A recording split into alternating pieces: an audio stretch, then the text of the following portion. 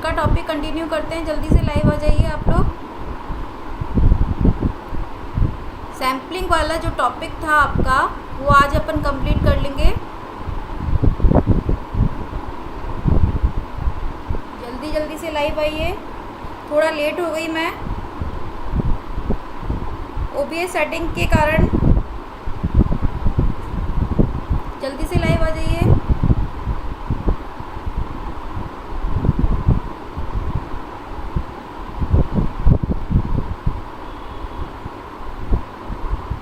Good evening बेटा। चलो आज स्टार्ट करते हैं हमारा टॉपिक, जिसमें हमें करना था, मैंने आपको ये बताया था कि नॉन प्रोबेबिलिटी सैम्पलिंग क्या होती है। ठीक है, उसका एक टाइप हमने पढ़ भी लिया था। तो हमने ये देखा था कि नॉन प्रोबेबिलिटी सैम्पलिंग या फिर नॉन रैंडम सैम्पलिंग क्या थी, जिसमें गुड इवनिंग बेटा, सभी को गुड इवनिंग।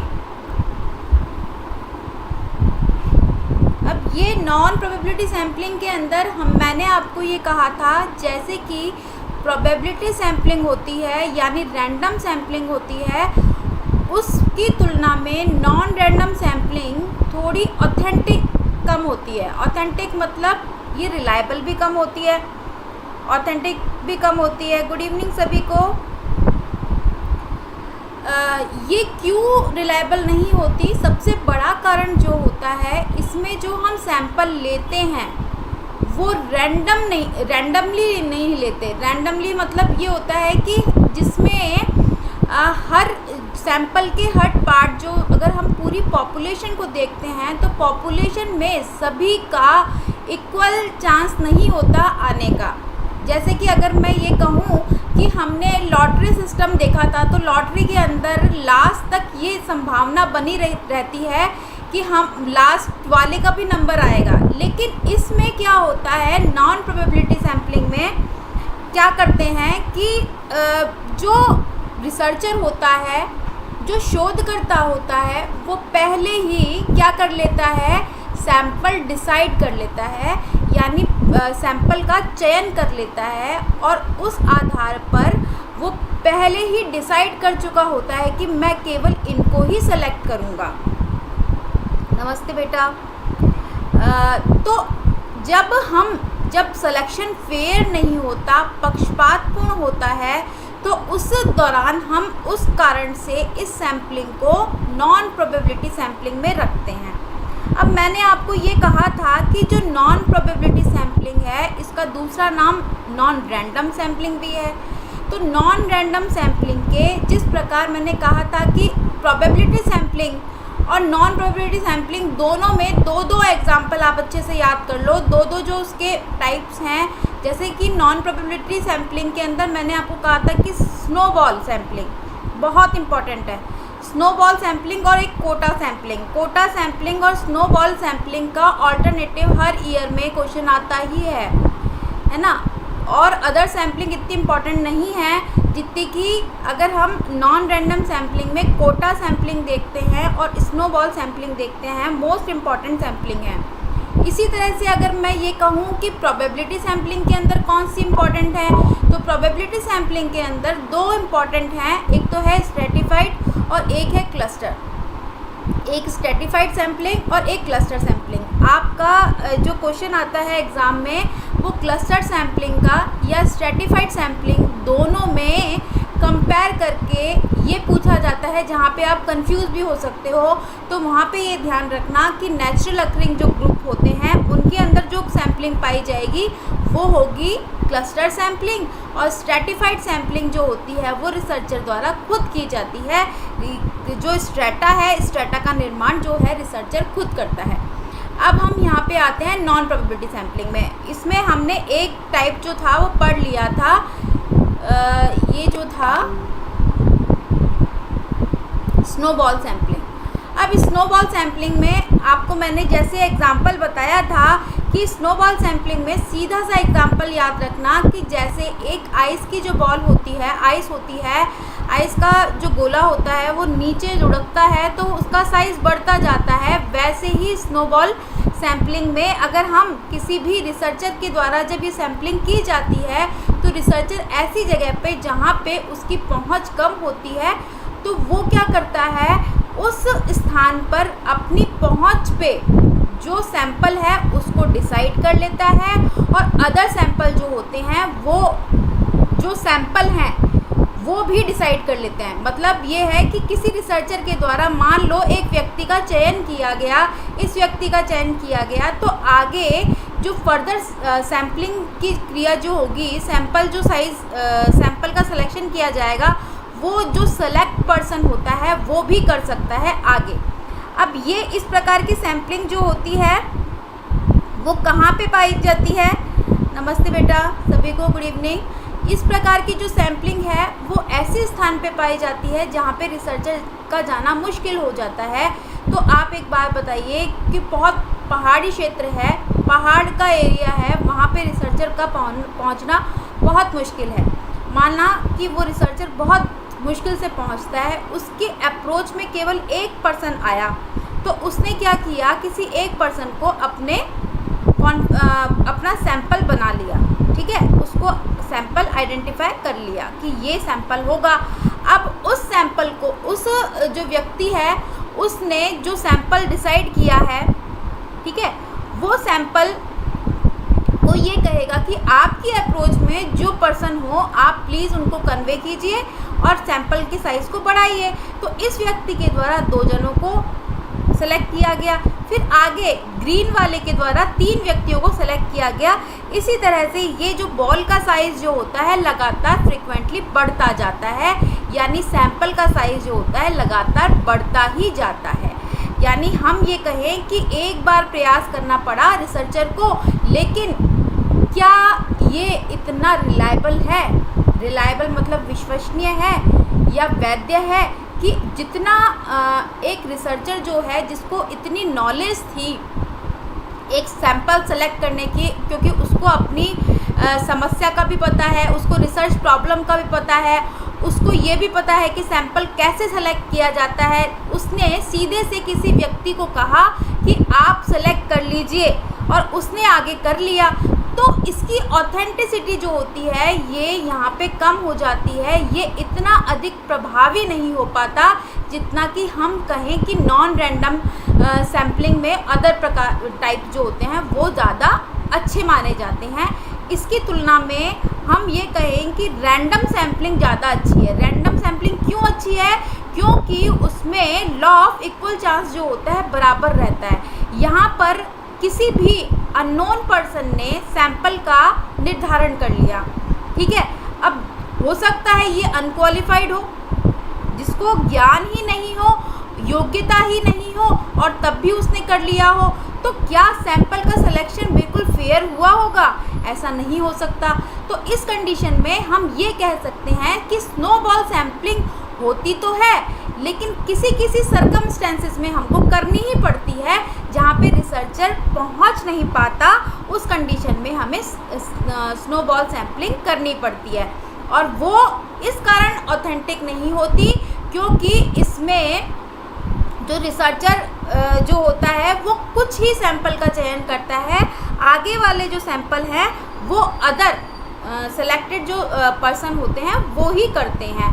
तो एक तरह से फेयर सिलेक्शन नहीं होता जो कि पूरी पॉपुलेशन का रिप्रेजेंट नहीं करता है। इस कारण ये सैम्पलिंग थोड़ी सी रिलायबल कम होती है, रिलायबल भी कम होती है, वैलिड भी कम होती है। इसका प्रयोग कम किया जाता है। कुछ ही प्रकार की रिसर्चेज में हम इसका प्रयोग कर सकते हैं। और कहाँ पे कर सकते हैं? 2 सैम्पलिंग मैंने आपको बताई थी, जिसमें कि ज्योग्राफिकली डिस्ट्रीब्यूटेड जो एरिया होते हैं, ऐसा एरिया जो कि इस तरह का हो कि जहाँ पे पहुँच मुश्किल हो, जैसे क्लस्टर सैम्पलिंग है कि जहाँ पे पूरा इंडिया दे दिया गया कि पूरे इंडिया की आपको साक्षरता बतानी है, तो एक रिसर्चर पूरे इंडिया की साक्षरता कैसे बताएगा? पूरे इंडिया को घूमने में और सैंपल कलेक्ट करने में, उसको एनालिसिस करने में उसको क्या 3 साल में उससे ये काम हो जाएगा? नहीं होगा ना। तो जहाँ पर ऐसी कंडीशंस आती हैं जहाँ पे ज्योग्राफिकल डिस्ट्रीब्यूटेड एरिया होता है और मतलब समस्या रिसर्चर के सामने होती है कि वो कैसे पहुँचेगा, तो उस स्थिति के अंदर स्नोबॉल सैम्पलिंग और क्लस्टर सैम्पलिंग की जाती है। ये क्वेश्चन आता है कि किन किन परिस्थितियों के अंदर हम ये करते हैं। ठीक है, आप ऐसी सिचुएशन हो तो आप कौन सी सैम्पलिंग करेंगे? तो स्नोबॉल सैम्पलिंग कब की जाएगी? जहाँ पे रिसर्चर नहीं पहुँच सकता, उस कंडीशन में स्नोबॉल सैम्पलिंग की जाएगी। जब उसकी पहुँच से परे हो जाता है तो उस कंडीशन में स्नोबॉल सैम्पलिंग की जाती है। एक क्वेश्चन इसमें से ये भी आता है कि ये किस प्रकार के मेथड का पार्ट है? तो ये एक नॉन प्रोबेबिलिटी सैम्पलिंग का पार्ट है, नॉन रैंडम सैम्पलिंग का पार्ट है। ये अच्छे से याद रखना क्योंकि डायरेक्ट क्वेश्चन आता है और ये बहुत इजी क्वेश्चन है कि नॉन प्रोबेबिलिटी सैम्पलिंग के 5 प्रकार हैं। ठीक है, 5 प्रकार इनको में बांटा गया है। तो इनके इसमें एक जो प्रकार है वो है स्नोबॉल सैम्पलिंग। अब देखो ये वाला है कन्वीनियंस सैम्पलिंग। अब कन्वीनियंस सैम्पलिंग जैसा कि आपको पिक्चर में दिखाई दे रहा है, ये क्या है? अब देखो ये रिसर्चर था, जैसे उस पिक्चर में हमने ये देखा था कि ये रिसर्चर था, इसकी पहुंच में एक और ये एक व्यक्ति, 2 व्यक्ति थे। ठीक है, उनको इन्होंने सेलेक्ट कर लिया। अब क्या होता है, लेकिन इन्होंने ये कहा कि मेरे को तो सैंपल बड़ा लेना है, तो इन्होंने इन दोनों को कहा कि आप भी सैंपल के साइज़ को बढ़ाइए। यहाँ पे स्नोबॉल में ये हो रहा है, लेकिन यहाँ पे आप देखिए कन्वीनियंस सैम्पलिंग में क्या होता है कि रिसर्चर जो होता है वो क्या करता है कि अपनी कन्वीनियंस, अपनी सुविधा की दृष्टि से जो उसकी पहुँच में होते हैं उनको ही सेलेक्ट कर लेता है। कन्वीनियंस मतलब सुविधा की दृष्टि से जो सुविधा में आए, मान लो बहुत बड़ा क्राउड है, बहुत बड़ी पॉपुलेशन है और पॉपुलेशन में आगे वाली रो में बैठे हुए जो होते हैं उनको सेलेक्ट कर लेते हैं। जैसे मान लीजिए जर्नलिस्ट हैं, जर्नलिस्ट जा रहे होते हैं और वो किसी के रिगार्डिंग, जैसे मान लीजिए पिक्चर हॉल ही है, पिक्चर हॉल में से कोई बाहर निकलता है तो उनसे ये पूछा जाता है कि आपको मूवी कैसी लगी।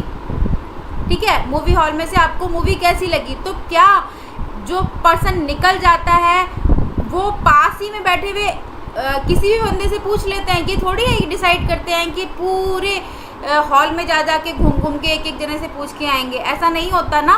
तो जो उसकी पहुंच में होता है पर्सन, उसी से पूछ लेते हैं और जहां तक हो सके कन्वीनियंस के हिसाब से पूछते हैं कि मान लीजिए कोई बहुत ओल्ड लेडी है ना, बहुत वृद्ध है, तो उससे पूछने में पूरी जानकारी नहीं मिल पाएगी, तो सैंपल का पार्ट होने के बाद भी कन्वीनियंस सैम्पलिंग में वो उस सैंपल को हटा देते हैं।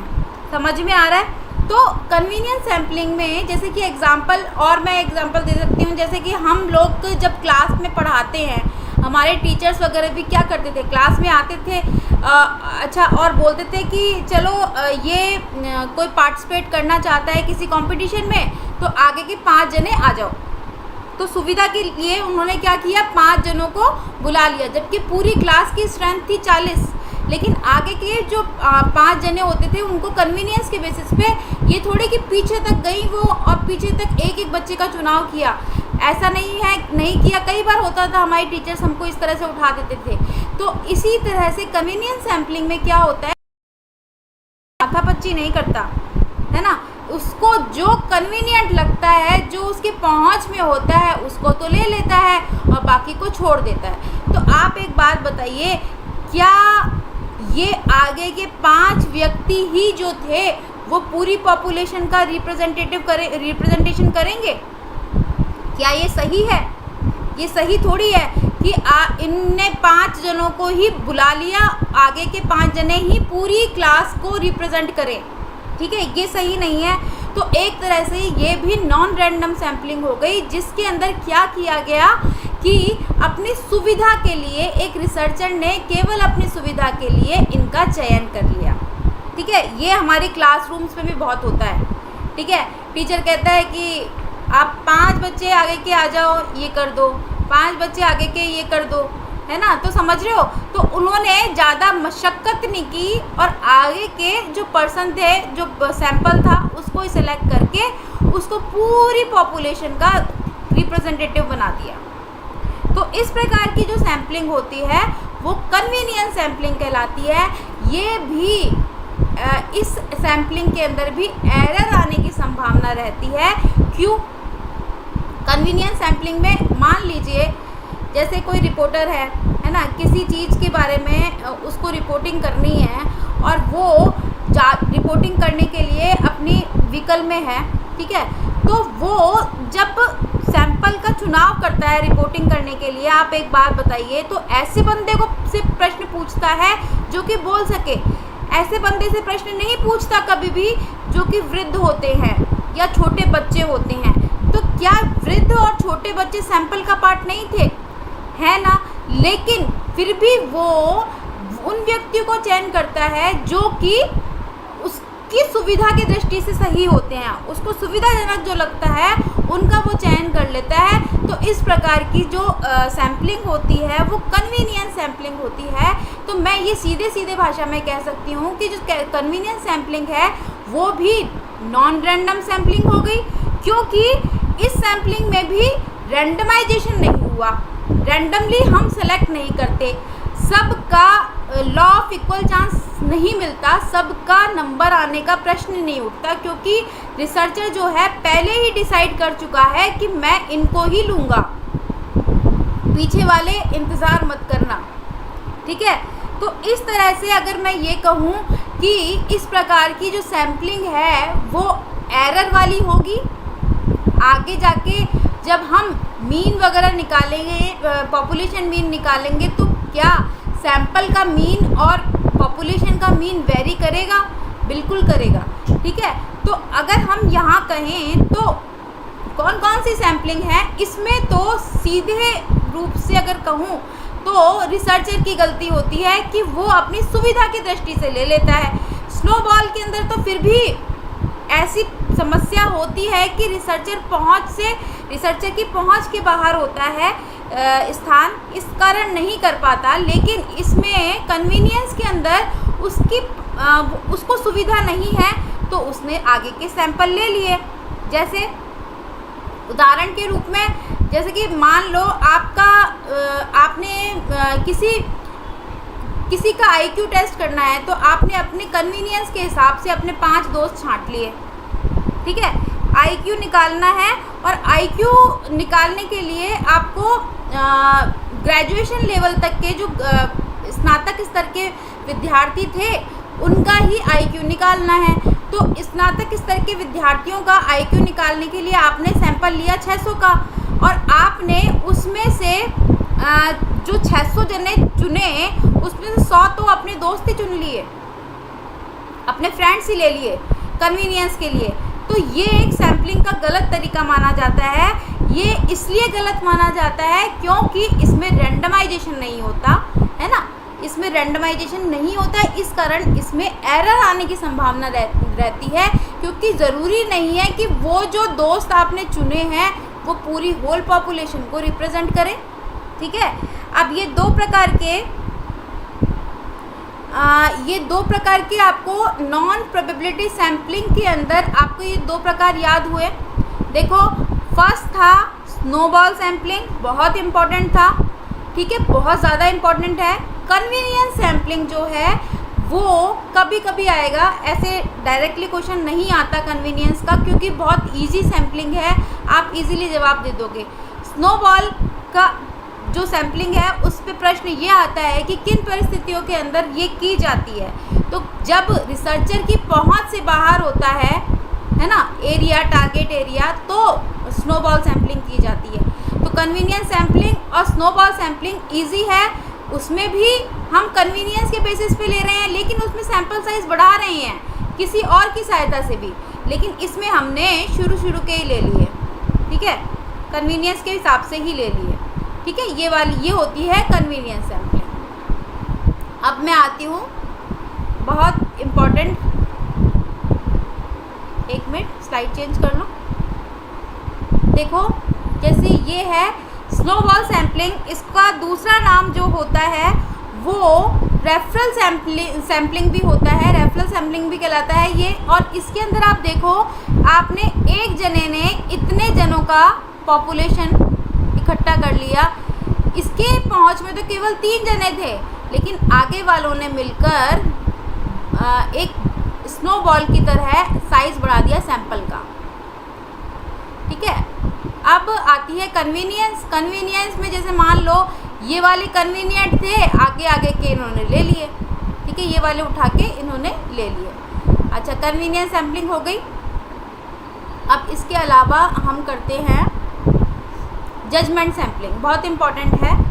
कई बार हमारे सामने भी ऐसा होता है कि हम किसी से पूछते हैं कि आपका क्या जजमेंट है इस रिगार्डिंग। जैसे मान लीजिए मुझे पूरा सैंपल का पता है कि मान लीजिए मुझे ये कहा गया, मैं एक साइंस की टीचर हूँ और मुझे ये कहा गया कि साइंस का कंपटीशन है, आप अपनी क्लास में से कोई अच्छे बच्चे छांट के दे दीजिए मुझे।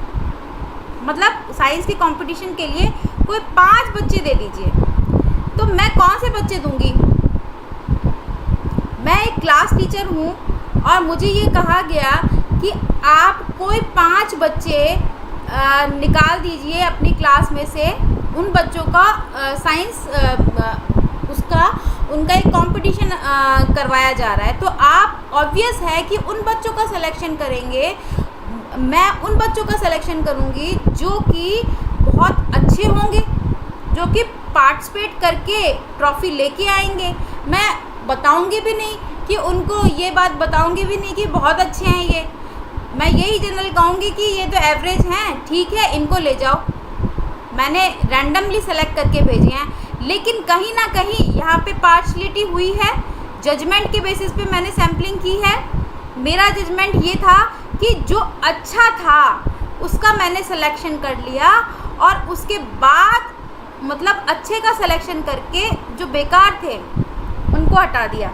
अब मेरी क्लास के अंदर जो टॉपर्स थे उनको मैंने अपने जजमेंट से सेलेक्ट करके उनको भेज दिया। तो मुझे एक बात बताओ, उन्होंने ट्रॉफ़ी भी जीत ली, लेकिन मैं उस आधार पे ये थोड़ी कह सकती हूँ कि इन 5 ने ट्रॉफ़ी जीती है तो क्या क्लास के सारे बच्चे ट्रॉफ़ी जीत सकते हैं?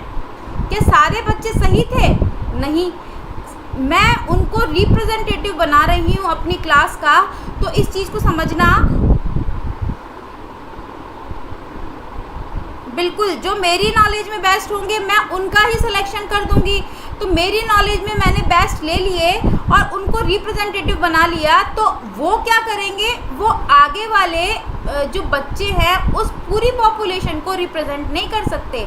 तो जो एरर आएगी, तो वो एरर आने की संभावना उस सैम्पलिंग के अंदर बिल्कुल होगी, क्योंकि मैंने तो पहले ही अच्छे सदस्यों का चुनाव कर लिया है, अच्छे सैंपल का चुनाव कर लिया है, तो वो कैसे रिप्रेजेंट करेंगे उस चीज़ को। इस चीज़ समझ में आ रही है? ये वाली सैम्पलिंग समझ में आई?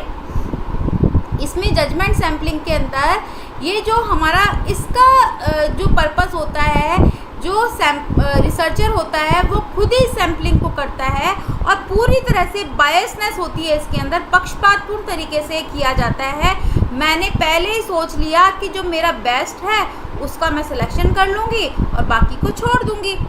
जब मैंने बहुत अच्छे पर्सन्स को चुन लिया तो सैंपल मेरा बहुत अच्छा है, तो मैं उस आधार पे पूरी पॉपुलेशन का जजमेंट कैसे दे सकती हूँ?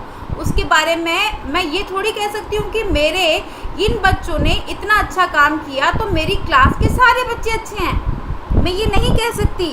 तो जजमेंट सैम्पलिंग पूरी तरह से बायसनेस पे बेस्ड होती है। इसमें टीचर जो रिसर्चर जो होता है उसकी बायसनेस चलती है, जजमेंट चलता है और ऐसा ही पक्षपात चलता है और ऐसा ही रिसर्चर करता है।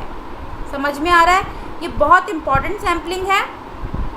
और लेकिन ये देखो बायसनेस ये डायरेक्ट इस तरह से तो पूछा नहीं गया है अब तक क्वेश्चन कि किस में बायसनेस होती है किस में नहीं होती है, लेकिन एक तरह से हम ये कह सकते हैं कि किस सैम्पलिंग में त्रुटि आने की संभावना ज़्यादा होगी, जजमेंट सैम्पलिंग में होगी या फिर क्लस्टर सैम्पलिंग में होगी। तो मैं यही कहूँगी कि जजमेंट सैम्पलिंग में होगी, क्लस्टर सैम्पलिंग में फिर भी कम होगी, क्योंकि वो फिर भी रैंडमली सेलेक्ट कर रहे हैं हम उसमें।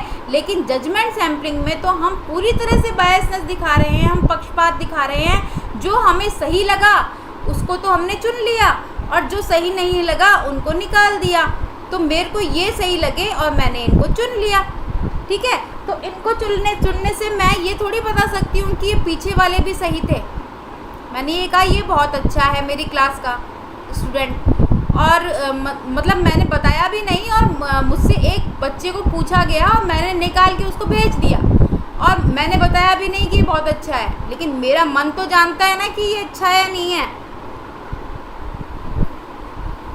ठीक है। तो मेरी नॉलेज में मुझे पता है कि वो बेस्ट है, लेकिन वो जब रिप्रेजेंट करेगा पूरी क्लास को, इस सैंपल के आधार पे मैं पूरी क्लास के बारे में ये घोषणा करूँगी कि ये पूरी क्लास ही अच्छी है, तो इस बच्चे के बेस पे मैं कैसे कर दूँगी?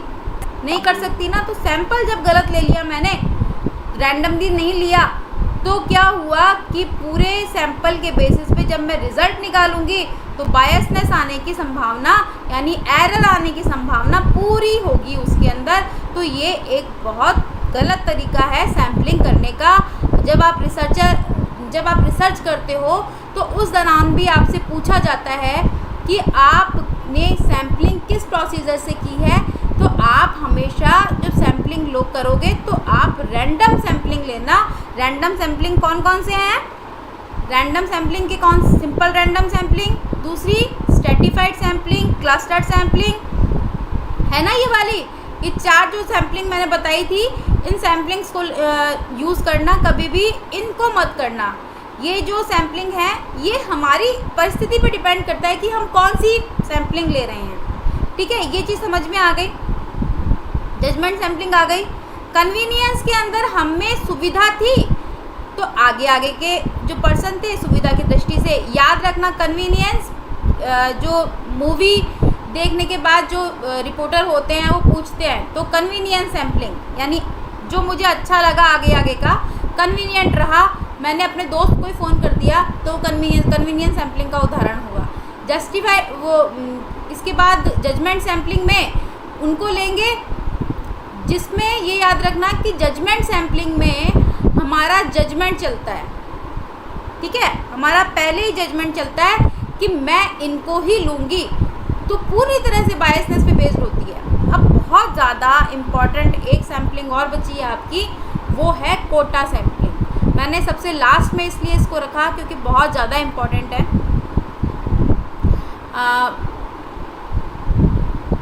पीपीटी आप देख लेना बाद में। अब देखो यहाँ पे आपको दिखाई दे रहा है, ये पिक्चर आपको दिखाई दे रही है। अब इस पिक्चर में एक है कोटा सैम्पलिंग, और इसको बहुत ढंग से समझना। अगर आपने रैंडम सैम्पलिंग अच्छे से समझी हैं तब आप इनका भी जवाब दे पाओगे, ठीक है। इसको समझना कोटा सैम्पलिंग क्या होती है। तो कोटा सैम्पलिंग में जैसे कि यहाँ पे आपको क्या दिख रहे हैं, पिज़्ज़ा दिख रहे हैं और पेस्ट्री दिख रहे हैं। यहाँ पे मेरे पास 6 पिज़्ज़ा हैं और 4 पेस्ट्रीज़ हैं, ठीक है। अब मैं जब इनको अलग अलग करूँगी तो इस तरह से डिस्ट्रीब्यूट कर सकती हूँ इसको।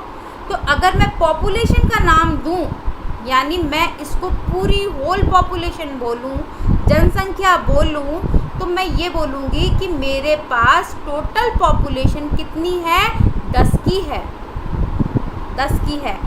अब मैंने क्या किया कि 2 ग्रुप बना दिए। एक ग्रुप बना दिया मैंने पेस्ट्री का और एक बना दिया मैंने पिज़्ज़ा का, ठीक है। अब मुझे ये कहा गया कि इसमें से सैंपल लेने हैं, है ना, सैंपल का चुनाव करना है।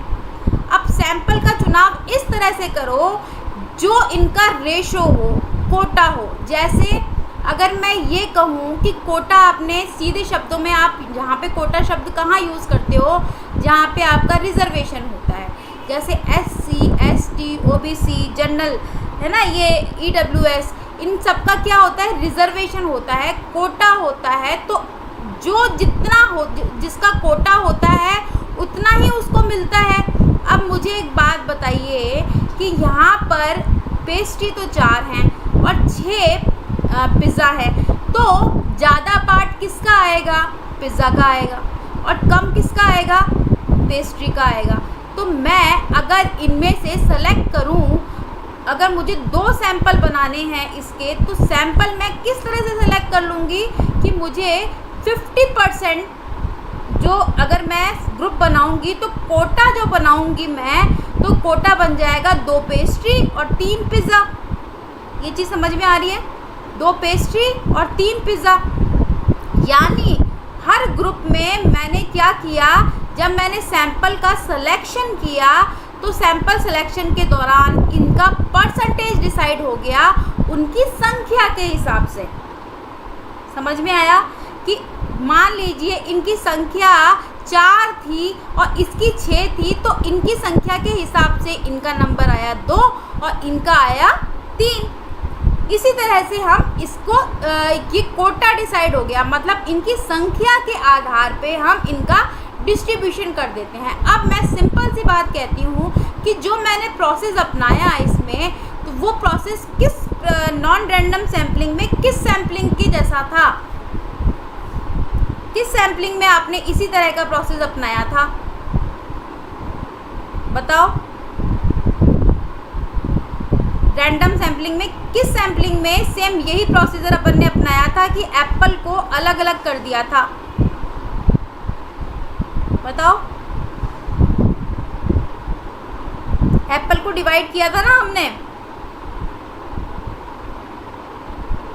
माधुरी, वेरी गुड माधुरी, स्ट्रेटिफाइड में, गुड। जब देखो स्ट्रेटिफाइड में, बिल्कुल वेरी गुड बेटा, यही क्वेश्चन आता है कि कोटा सैम्पलिंग और स्ट्रेटिफाइड सैम्पलिंग में क्या अंतर है। Very good Hitesh, Pinky very good, Ayush very good. देखो इसके अंदर हम ये देखते हैं कि हमने जब स्ट्रेटिफाइड सैम्पलिंग की थी, ये मैंने आपको बताया था ना कि मान लो ये पूरी होल पॉपुलेशन थी और इस पॉपुलेशन के अंदर मैंने क्या किया था, इस पॉपुलेशन में मेरे पास बहुत सारे एप्पल थे, तो मैंने क्या किया, अलग अलग रो बना दी उनकी, ठीक है, उनकी संख्या के हिसाब से रो बना दी। और फिर उसके बाद मैंने एक एप्पल यहाँ से लिया, एक एप्पल यहाँ से लिया और एक एप्पल यहाँ से ले लिया, तो मेरा सैंपल बन गया। ठीक है, अब इस चीज़ को समझना, कोटा सैम्पलिंग में भी तो मैं यही कर रही हूँ, कोटा सैम्पलिंग में भी मैं ये कर रही हूँ। जैसे कोटा सैम्पलिंग में मैंने क्या किया कि ये पूरी पॉपुलेशन थी, मैंने 2 पार्ट में डिवाइड कर दी कि एक ग्रुप में तो मैंने बना दिया पिज़्ज़ा और एक ग्रुप में मैंने बना दिया कि क्या, एक में बना दी पेस्ट्री। हो सकता है पेस्ट्री की संख्या भी 6 होती, हो सकता है पेस्ट्री की संख्या भी 6 होती। तो मैं जब सेलेक्ट कोटा डिसाइड करती इसका, तो कोटा डिसाइड करते समय यहाँ पर 50% ईच ग्रुप कितना हो जाता, 3 तो पेस्ट्री हो जाती, 3 ही पिज़्ज़ा हो जाते, तो क्या तब ये कोटा सैम्पलिंग नहीं कहलाती? तब भी ये कोटा सैम्पलिंग कहलाती। लेकिन इसमें और उसमें अंतर ये है कि उसमें हम रैंडमाइजेशन से करते हैं, यानी हम क्या करते हैं, इसमें हम यूज़ करते हैं रैंडम प्रोसेस। मतलब हमने पहले तो की है, ये बहुत इम्पॉर्टेंट है, पहले तो की है हमने स्ट्रेटा बनाए हैं हमने, और फिर करी है सिंपल रैंडम सैम्पलिंग। मतलब सिंपल रैंडम सैम्पलिंग का मतलब आपने एक यहाँ से उठाया, एक यहाँ से उठाया और एक यहाँ से उठाया, कोई सा भी उठा लिया, इसको उठा लिया, इसको उठा लिया और इसको उठा लिया, है ना। आपने लाइन में से कोई किसी का नंबर भी ले लिया। तो स्ट्रेटिफाइड और कोटा में ये डिफरेंस है कि ये तो है एक कौन सी, रैंडम सैम्पलिंग, जबकि कोटा सैम्पलिंग जो है वो है एक non random sampling. Non random sampling का मतलब है आप इसमें ये डिसाइड, इसमें ये रैंडमली हम नहीं लेते हैं, इसमें हम बिल्कुल सोच समझ के ही लेते हैं, कोटा डिसाइड करके लेते हैं। ठीक है, ये चीज़ समझ में आई है, बहुत इंपॉर्टेंट सैम्पलिंग है ये कोटा सैम्पलिंग। अच्छा, अगर मैं एक बात पूछूं कि कोटा सैम्पलिंग और स्ट्रेटिफाइड सैम्पलिंग है, उसमें से एरर कम आने की संभावना किस में होगी? कम, किस में कम आएगी एरर?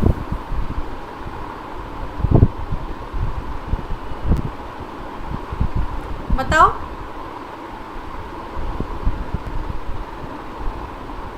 किस में ऑथेंटिक कौन सी होगी, रिलायबल कौन सी होगी? कोटा सैम्पलिंग होगी, स्ट्रेटिफाइड। वेरी गुड माधुरी, वेरी गुड। कि हमेशा जो नॉन रैंडम सैम्पलिंग जो होगी वो उतनी ज़्यादा रिलायबल नहीं होती, क्योंकि उसमें रैंडमाइजेशन नहीं होता, जबकि स्ट्रेटिफाइड, वेरी गुड बेटा, स्ट्रेटिफाइड सैम्पलिंग जो होगी वो अधिक ऑथेंटिक होगी, क्योंकि हम उसमें दो प्रोसेस अपना रहे हैं। एक तो स्ट्रेटा बना रहे हैं और उसके बाद हम क्या कर रहे हैं, उसके बाद सिंपल रैंडम कर रहे हैं। जबकि कोटा सैम्पलिंग जो है उसके अंदर, अच्छा एक चीज़ और याद रखना कि चाहे यहाँ संख्या बराबर हो, अगर मैं यहाँ पे, जैसे आपने ये देखा है कि यहाँ मुझे 10 ये जो पॉपुलेशन टोटल की 10 थी, 10 थी, 10 को मैंने डिवाइड किया है कितने पार्ट में? 2 पार्ट में। तो ये स्ट्रेटिफाइड के कौन से प्रकार के बराबर लग रहा है? स्ट्रेटिफाइड में भी है ना, एक 2 प्रकार मैंने बताए थे। स्ट्रेटिफाइड सैम्पलिंग में 2 प्रकार बताए थे। एक तो था, बताओ, ये कोटा सैम्पलिंग किस प्रकार का लग रहा है? मैंने आपको पीपीटी में दिखाया था कल भी। प्रपोर्शनेट या डिसप्रपोर्शनेट? नितेश, प्रपोर्शनेट या डिसप्रपोर्शनेट? प्रपोर्शनेट में तो इक्वल हो जाएगा ना, और डिसप्रपोर्शनेट में परसेंटेज अनइक्वल होता है, जैसा मैं दिखा देती हूँ एक बार, कंफ्यूज मत हो। देखो,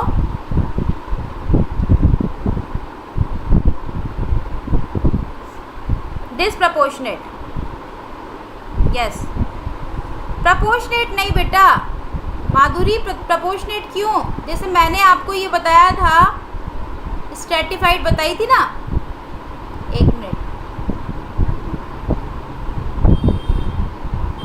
एक मिनट में सब वो निकालती हूँ।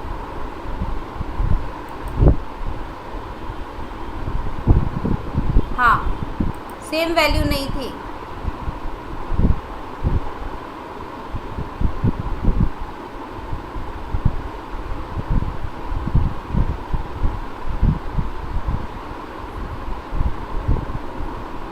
एक मिनट, ये क्लियर हो जाएगा आपको कि कोटा सैम्पलिंग जो है वो, देखो यहाँ मैंने आपको ये दिखाया था एग्जाम्पल,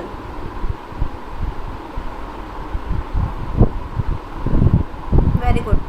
देखो मैंने ये आपको सेम दिखाया था कि जब मैंने स्ट्रेटा बना दिए थे, यहाँ पे देखना कि ये स्ट्रेटा बने हुए हैं। मान लीजिए एक यूनिवर्सिटी के बच्चे हैं, यूनिवर्सिटी में 10,000 की पॉपुलेशन है, 10,000 बच्चे हैं यूनिवर्सिटी के अंदर। तो यूनिवर्सिटी में जो 10,000 की स्ट्रेंथ है, अगर मैं यहाँ पे ये डिसाइड करूँ कि उसमें अलग अलग ब्रांचेस हैं, अलग अलग स्ट्रीम हैं, एक तो बीए है, एक एमए है, एक एमफिल है, एक पीएचडी है। अगर मैं ये डिसाइड करके रखती हूँ कि हर ब्रांच में से मैं 10% ही लूँगी, समझ रहे हो, तो ये स्ट्रेटिफाइड स्ट्रेटा तो बने हुए हैं, और मैं पहले ही डिसाइड कर रही हूँ कि इससे, अगर मान लो टोटल 10,000 हैं और बीए में 4,000 हैं, इसमें 3,000 हैं, इसमें 2,000 हैं, इसमें 1,000 हैं, तो मैं अगर ये डिसाइड करती हूँ कि इसका तो 10% लूँगी, इसका भी 10% लूँगी, इसका भी 10% लूँगी, इसका भी 10%, तो ये अनुपात बराबर हो गया ना सबका। तो इस प्रकार की जो सैम्पलिंग होगी जिसके अंदर हम अनुपात बराबर रखते हैं, तो वो होती है प्रपोर्शनेट, यानी आनुपातिक, आनुपातिक स्तरित, ठीक है, आनुपातिक और स्तरित, ठीक है, ये चीज़ समझना। जबकि अगर मैं बोलूँ डिसप्रपोर्शनेट में, तो मैंने क्या किया था, यहाँ मैं परसेंटेज अलग कर देती हूँ, और डिसप्रपोर्शनेट में मैंने क्या किया था कि जैसे मान लो बीए और MA है तो मैंने इनमें से बोल दिया कि इनका तो 10-10% लूँगी, MPhil और PhD का 20-20% लूँगी। तो यहाँ पे मैं इनका प्रपोर्शन जो है वो अनुपात है वो बराबर थोड़ी ले रही हूँ, मैं अलग अलग ले रही हूँ अनुपात। तो इस कंडीशन में अगर मैं इनका अनुपात अलग कर देती हूँ तो वो हो जाएगी डिसप्रपोर्शनेट। अब मैंने कोटा सैम्पलिंग में क्या किया, कोटा सैम्पलिंग में भी मैंने यही तो किया है। कोटा सैम्पलिंग में मैंने क्या किया है,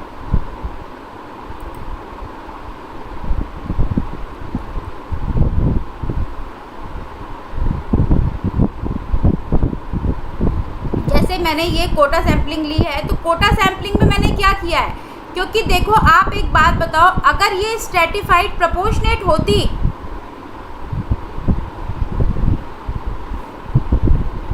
बेटा उसमें रेशो देखो दो टाइप की थी स्ट्रेटिफाइड, दो प्रकार की थी, एक तो थी प्रोपोर्शनेट और एक थी डिसप्रोपोर्शनेट।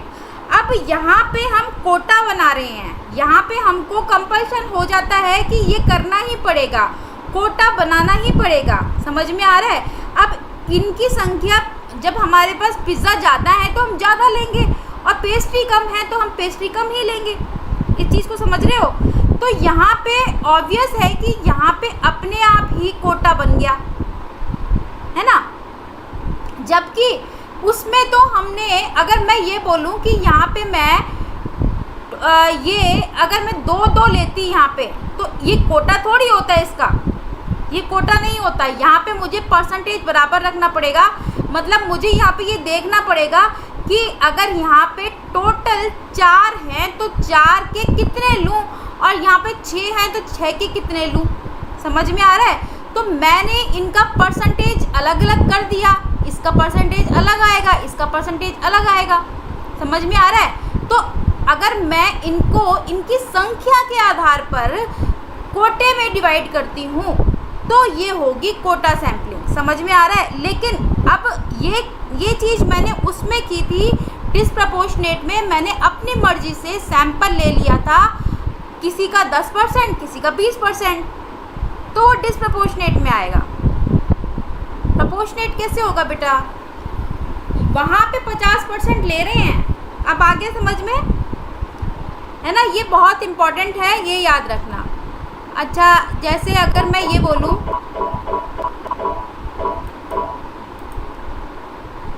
ये एक एग्जांपल और है,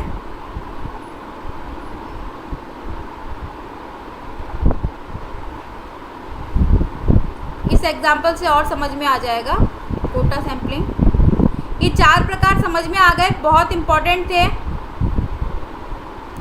ये चारों प्रकार, समझ में आ गए सैम्पलिंग के अच्छे से। ये बेटा ये क्वेश्चन आएगा ये 2 क्लासेस में मैंने जो ली है ना, इसमें से पक्का क्वेश्चन आएगा।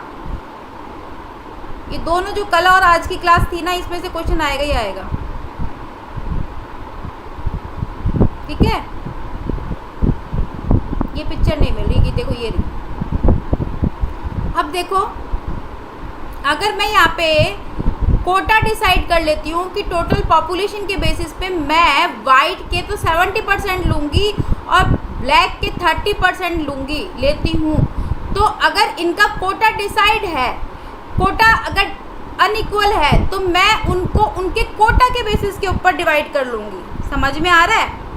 तो अगर मैं इनको अलग अलग करती हूँ तो वो हो गई कोटा सैम्पलिंग। और मेजर डिफरेंस क्या हुआ स्ट्रेटिफाइड और कोटा सैम्पलिंग में, बहुत इम्पॉर्टेंट है, यही आएगा एग्ज़ाम में कि डायरेक्ट आपसे ये पूछ लिया कि ऐसी कौन सी सैम्पलिंग है जिसके अंदर समानता पाई जाती है नॉन रैंडम और रैंडम दोनों में। तो आप बोलोगे स्ट्रेटिफाइड और कोटा सैम्पलिंग, उसमें दोनों में समानता पाई जाती है, लेकिन किन आधार पर इनको भिन्नता में रखा गया है? तो आप ये कहोगे कि जो कोटा सैम्पलिंग है वो तो एक नॉन रैंडम सैम्पलिंग है, नॉन प्रोबेबिलिटी सैम्पलिंग है, जबकि स्ट्रेटिफाइड सैम्पलिंग जो है वो एक रैंडम सैम्पलिंग मेथड है। ये बहुत इम्पॉर्टेंट है और ये इसलिए ही आता है कोटा सैम्पलिंग बहुत ज़्यादा एग्ज़ाम में। ये चीज़ समझ में आई? चलो ये सैम्पलिंग के टाइप्स तो हमने कर लिए, कल सैम्पलिंग एरर करेंगे हम। ये अब देखो, ये एक मेथड है, आपने ये देखा था जो मैंने आपको बताया था कि ये मेथड है स्ट्रेटिफाइड रैंडम सैम्पलिंग और कोटा सैम्पलिंग। तो इन दोनों के बीच में क्या डिफरेंस हुआ इन दोनों में? अच्छा मुझे एक बात बताओ, स्ट्रेटिफाइड जो सैम्पलिंग होती है वो उसके लिए हमें ग्रुप कैसा लेना पड़ता है, होमोजीनस या हेट्रोजीनस? कोटा सैम्पलिंग के लिए भी और स्ट्रेटिफाइड के लिए भी। वेरी इंपॉर्टेंट क्वेश्चन है ये, इसमें सब बच्चे कंफ्यूज रहते हैं। किस प्रकार का ग्रुप लेना पड़ेगा, होमोजीनस या हेट्रोजीनस?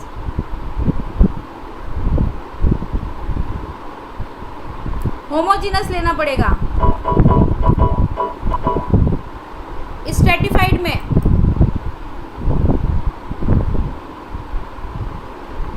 और कोटा सैम्पलिंग में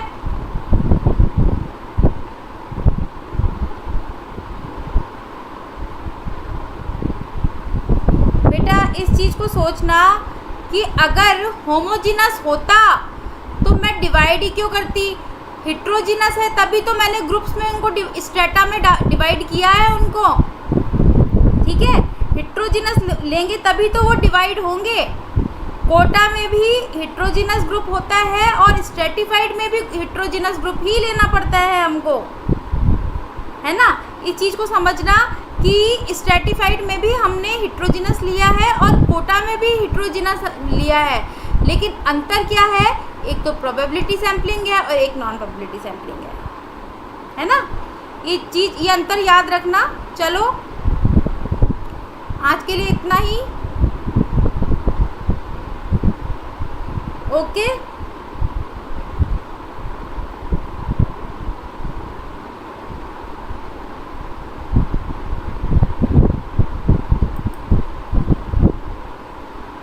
कल सैम्पलिंग एरर बताऊंगी मैं।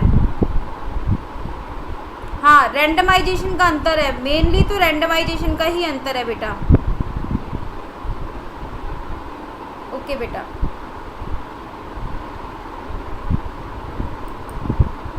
टाइप्स हो गए ना आपके रिसर्च के टाइप सारे हो गए। बाय बेटा, वेलकम बेटा।